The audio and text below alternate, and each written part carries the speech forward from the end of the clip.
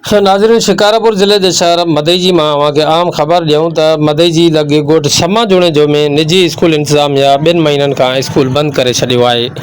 जंहिं सबब 400 खां मथे शागिर्दनि जी तालीम सख़्तु मुतासिर थियण सां गॾोगॾु ॿारनि जो मुस्तक़बिल पिणु दाव ते लॻी वियो आहे। अहिड़े अमल ख़िलाफ़ स्कूली शागिर्दनि ऐं ॻोठाणनि मुनीर जुणेजो, गुलज़ार, साहिल जुणेजो ऐं ॿियनि स्कूल खे खोलाइण लाइ एहतजाज कयो आहे। उन मौके ते एहतजाज कंदड़ ॻोठाणनि ॿुधायो त स्कूल मालिक साईं तौफ़ीक़ मशहूरी डिसंबर महीने जे 10 ॾींहं मोकल दौरान निजी स्कूल जा पखा, सोलर प्लेटूं, यूपीएस, डेस्कूं ऐं ॿियो सामान खणी स्कूल खे ताला लॻाए हलियो वियो आहे। जंहिं सबब स्कूल में दाख़िल 400 खां मथे शागिर्द तोड़े शागिर्दियाणनि जी तालीम मुतासिर थी आहे। ॻोठाणनि वधीक चयो त स्कूल इंतज़ामिया ॿारनि खे सर्टिफिकेट बि नथी ॾिए त जीअं उन्हनि खे शहर जे ॿियनि मुख़्तलिफ़ स्कूलनि में दाख़िल कराए सघिजे। जेतोणीकि इम्तिहान सालाना इम्तिहान जो तारीख़ूं पिणु अची चुकियूं आहिनि, पर स्कूल इंतज़ामिया जी का ख़बर नथी पवे त उहो इंतज़ामिया किथे आहे ऐं ॿार इम्तिहान सालाना पंहिंजो किथे ॾेई सघंदा।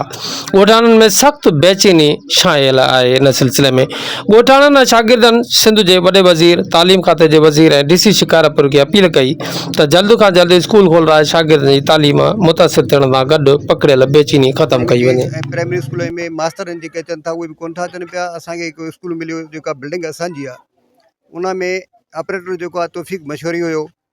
उन स्कूल हलायो कुझु टाइम ऐं हाणे पंहिंजे ऑफिसरनि सां मिली भगत करे जेके फंड अचनि था, जेके पघारूं अचनि थियूं, ॿारनि खे ॾेखारे रजिस्टर में लिखी करे त हेतिरा ॿार पढ़नि था, जंहिंमें 500 ॿार जी पाण पढ़ाई आहे। उहे पैसा बि पाण में मिली भगत करे खाई था वञनि। ऐं ॿिए नंबर में हाणे 2 महीना थिया आहिनि असांजे स्कूल बदिलो पिया, ॿार असांजा दरपदर आहिनि। उहे पैसा बि कोन था मिलनि, उन्हनि खे थेला था मिलनि, न कि ड्रेसियूं वग़ैरह जीअं ॿियनि इदारा जनता आहे नथो ॾिए पियो। उन खां पोइ सामान खणी हलियो वियो आहे। इन्हनि जा पैसा खयूं, टीचरनि जा बि पैसा खयूं, जेके सर्टिफिकेटनि जा बि पैसा इन्हनि खां 3-3 हज़ार वरितियूं। इहो त भॻो हलियो वञे। सभु हिन खे बिल्डिंग ठाहे ॾींदे त बच्चा असांजा पढ़नि सुखिया थियनि। उहो ई असांखे ॾुख, उहो ई पैदा असांजे लाइ ॾुख आहे। इहा असां इन सां वॾो हिकिड़ो तावण कयोसीं। असां सां हिकिड़ो हुके जो बि पाणी न पीआरी असांखे। असांजे रहंदो कावड़ हिन जी अचे त हिन कावड़ियो हुजे। मास्तरनि जा 9 महीना मास्तरनि जा पैसा रहिया पिया आहिनि। जेको रक्शो हलाईंदो आहे उन जा पैसा रहिया पिया आहिनि। 9 महीना हिन पघारां खाधियूं आहिनि यको। असांखे पैसा मिलंदा असां ॾींदासीं। मां चयो बाबा पैसा मिली वेंदा अलाह कंदो, ॿारनि जी तालीम वेंदी हली। 2 महीना थिया आहिनि स्कूल बंदि आहे। छो ॾिनी पटे वाली कई, मूंखे साईं बीहारियो इन सर तौफ़ीक़, ॿियो मिस ही उन बीहारियो। मां मुंहिंजा 2 महीना मुंहिंजा खाई थो वञे 12,000।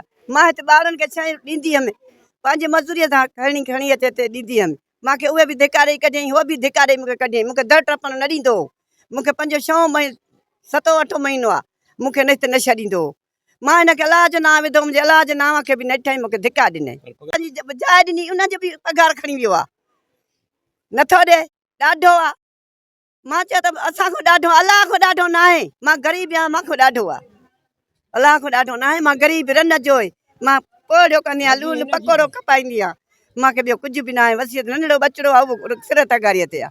मां करे आई आहियां त जे सर्टिफिकेट मिलनि त असां पढ़ायूं ॿियनि ॾे। हिते वारो बंदि थी वियो आहे त इलाही टाइम थी वियो आहे। मां शादी करे आई आहियां त यको खुलियो आहे। हाणे मुंहिंजा वार पढ़ंदा आहिनि 5-6। हाणे सर्टिफिकेट नथो मिले त मां अॻिते विहारियां। रुली वेंदा ॿार मुंहिंजा त मिले असां त मदईजीअ ई विहारियूं।